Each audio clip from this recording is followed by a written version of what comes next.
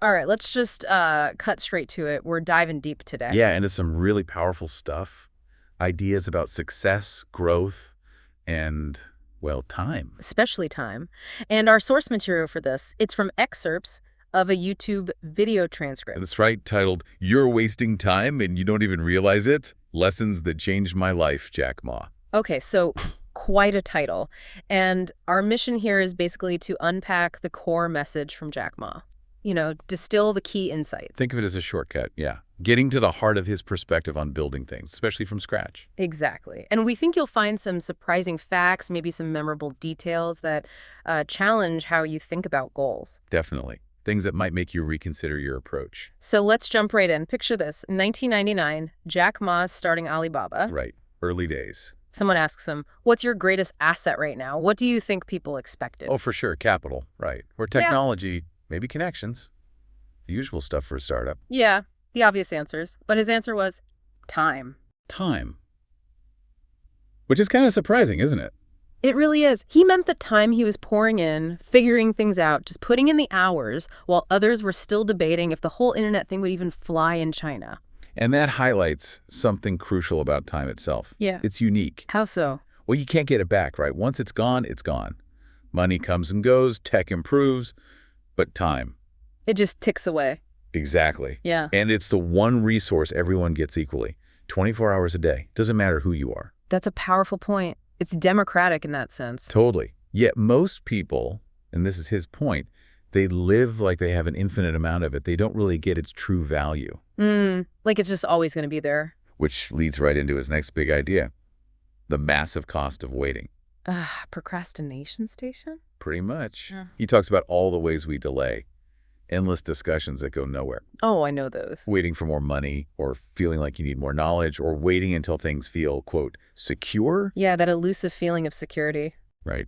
Putting off tough conversations, delaying the big moves, Yeah. just waiting. And he's quite blunt about it, isn't he? He really doesn't pull any punches. He basically says, look, you've already wasted too much time waiting. Ouch. That's direct. And then he hits you with that question, if not now, when? If not me, who? Mm-hmm. Gets right to the core. And the point is, if you're waiting until everything feels sure, you'll literally never start. Because it never feels perfectly sure. Never. And time isn't going to pause for you while you sort out your insecurities. Yeah. While you wait, someone else. Someone else is doing it? Exactly. Someone may be less qualified, less perfect, but with the willpower to just start, they grab the opportunity you're hesitating on. So waiting for those perfect conditions, it's really just an illusion. He calls it the biggest dream killer. More powerful than actual obstacles sometimes. Success doesn't just knock nicely. It shows up for people who are already moving. Right. Moving with intention. Even if it's messy. Even if you're not fully ready. Okay, so the antidote to waiting is action. Getting past that analysis paralysis. Yes. And he argues your productivity, your actual progress, it just skyrockets when you truly grasp that time is finite. You start focusing on what actually matters. What moves the needle? Exactly. He draws a really sharp line between planning and doing. Planning, visualizing, fine, may be helpful, but without actually implementing. It's just theory. Means nothing. Pretty much. Yeah. The world, the market, whatever you want to call it, rewards action. Showing up. He says it rewards showing up consistently, right? Not necessarily perfectly prepared. That's the key. Consistency over perfection. Just being in the game, in the arena. There's that analogy he uses about the rabbit. Oh, yeah, that's a good one. If you want to catch the rabbit, don't try to change the rabbit or the field. Change yourself. Meaning align your actions with what you want to achieve. Precisely. Don't wait for the world to make it easy for you. Adapt yourself. And what about confidence? So many people wait because they don't feel confident yet. Right, and he completely flips that idea. He says confidence isn't something you need before you act. It comes from the action. It's a result of action. You build that self-belief by trying, by moving forward, even when things are messy and you feel unsure. So the doing builds the belief, not the other way around. Exactly. And focus, too. Focus comes from doing the work, not just planning to do it. The world doesn't wait. It doesn't pause for you to feel ready or eliminate all the risks. Nope. Those success habits, they're forged in the fire of consistent action, regardless of your feelings or the circumstances. Action creates the path forward. Okay, but action, especially into the unknown, often means, well, stumbling. failure. Ah, yes. And that's a massive part of his philosophy. His own story is Exhibit A, right? Rejected from over 30 jobs. Including KFC, famously. Famously. But look how he frames those rejections. They weren't endings. They were beginnings. Beginnings disguised as setbacks, yeah. Yeah. Each no taught him something, built resilience. Success alone can't teach you that stuff. That's a huge mental shift, seeing failure as just data. Exactly. Not a judgment on your potential, just information. Like, okay, that route didn't work, let's try another. And he points out that the most successful people don't necessarily fail less. Quite the opposite. Often, they tend to have more failures. But the key is, they failed faster. Learn quicker. And adapted with more agility. Yeah. They weren't paralyzed by the fear of messing up. So failure isn't the enemy of success, it's part of the process. An intrinsic part. Every mistake, every scar, it's a lesson. It's proof of persistence. Success itself can't teach you those lessons. He says you only truly fail when you give up. Yeah. Completely stop trying. As long as you're still in the game, learning, adjusting, you're actually winning the longer war, even if you lose a battle. So the market rewards that persistence. Persistence over perfection, resilience over raw talent, determination over just, natural ability. And where does this determination often start? Not always in fancy offices, right? Definitely not. His story of starting Alibaba in that small apartment. With just regular people. Ordinary people, yeah. Building it one step, one customer, one line of code at a time. And the lesson there is? It's the power of starting right where you are, with whatever you have right now, waiting for the perfect funding, the perfect team. He says that's the biggest mistake. Just start with the brick you have in your hand. I like that analogy. It's simple but powerful, because those small, consistent actions laying one brick, then another, they compound. Over time, they build something massive. Exactly. And so many potentially great ideas just die because people wait for that mythical right moment. His message is, the right moment is now. Always now. Okay, let's hit that confidence thing again, that excuse. I'll start when I feel more confident. Right. And this is where his thinking is really counterintuitive for a lot of us. Confidence isn't the prerequisite. It's the outcome. It's the result of taking action. You don't wait to feel brave. You become brave by doing the scary thing. Even when you feel insecure, full of doubt. Especially then. Yeah. That's precisely when you build real self-belief. Yeah, in the trying. And willpower, too. It's not something you just have or don't have. Nope, it's built, like a muscle. Through consistent action, choosing to move forward when it's tough, not by waiting around for a sudden surge of courage. He talks about pitching Alibaba early on, feeling terrified. Totally. He admits he was scared, unsure, but he showed up anyway, did the pitch. And learned from each one. Learned, got stronger, refined his approach. Even the rejections taught him something. So movement creates clarity. Action creates conviction. That's the principle.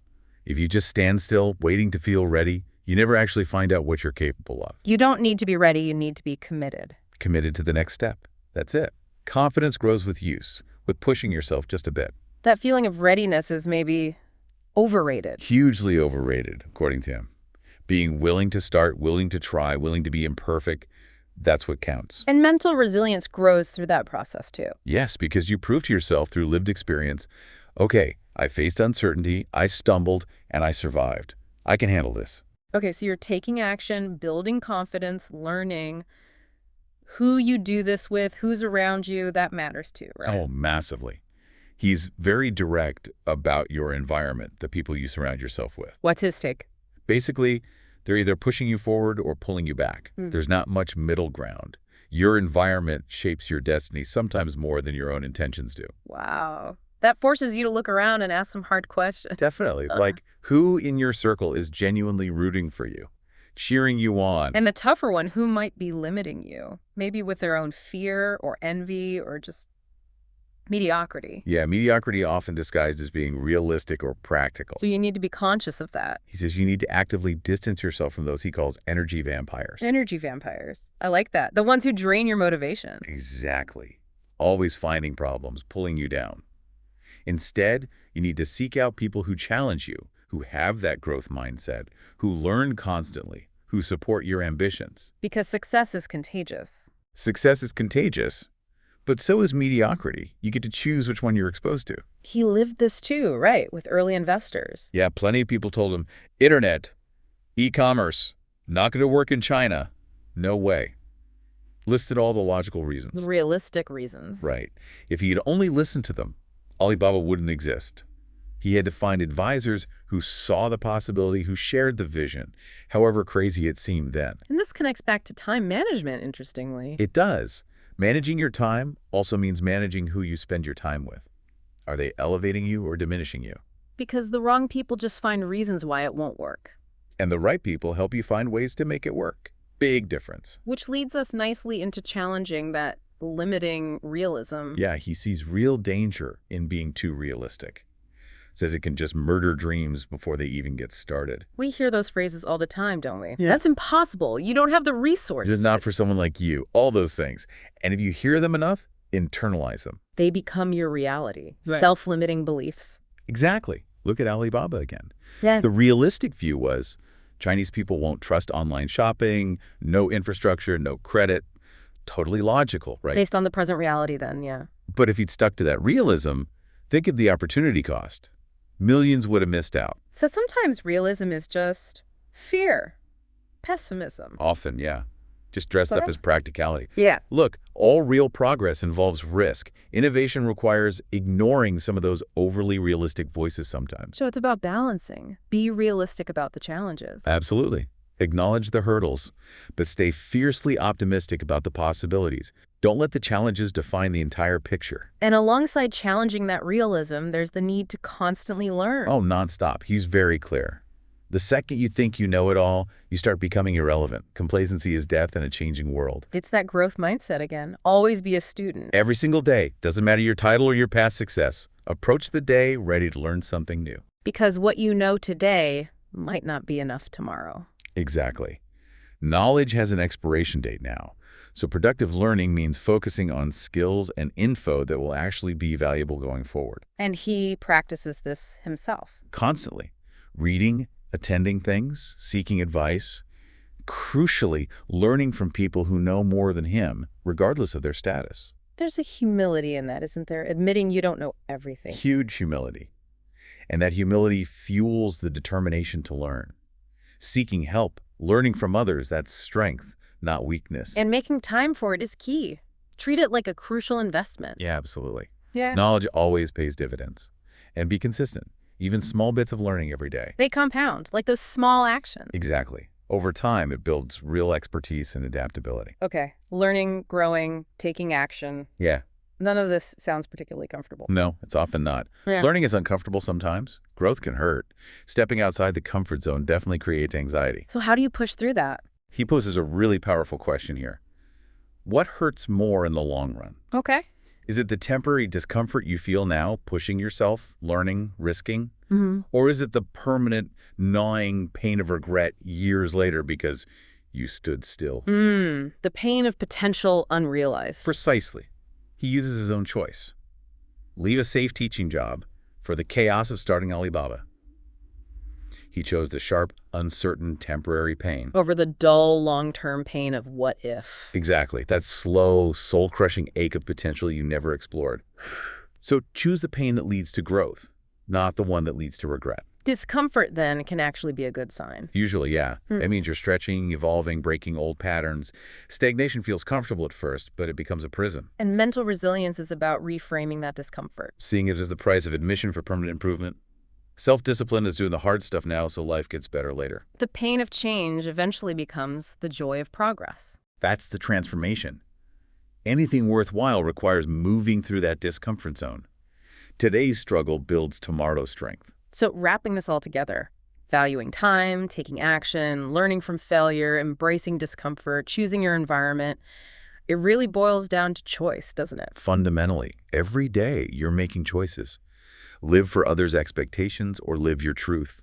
Wait for luck or take action. Make excuses or make progress. And the hard truth is, life doesn't owe you anything. Not a thing. No guarantees. But, he argues, you owe yourself the chance to try, to find out what you're capable of. He contrasts people who blame circumstances with those who start with nothing but build amazing things. Through determination and smart choices, yeah. Personal development really starts when you take full responsibility for your results. No excuses. That success mindset is focusing on what you can control. Totally. Focus your energy there, on what you can influence, not complaining about what you can't. You don't need permission. You're the author. You're the director, the main character. Pick up the pen and write your story. And that brings us right back to time, that precious currency. Every day, you're spending it. And those daily spending choices, they compound into your destiny. It's inescapable. What's the common thread he sees in really successful people? Radical ownership. When things go wrong, they don't point fingers. They look inward. What can I do differently? How can I improve? What's the next move I can make? Shifting from victim to creator, that changes everything. So the call to action is clear. Take the pen today. Write a different chapter, starting now. Your life is happening right now, in this moment, based on your choices. The distance between dreams and reality, it's measured by action. Consistent action, despite the uncertainty. Your future gets created by what you do today and tomorrow and the day after. Okay, that really synthesizes it. A powerful message from Jack Ma about time, action, failure, discomfort, and ultimately ownership. It really is challenging stuff. So thinking about all this, the imperative of action, the cost of waiting, here's something for you, the listener, to mull over. What is one small, concrete action you can take today? Not tomorrow, today. Something that moves you even slightly closer to the life you want, instead of just waiting. Just one thing. Because that journey, personal growth, it's not some future destination, it starts now. With that one intentional choice, followed by action.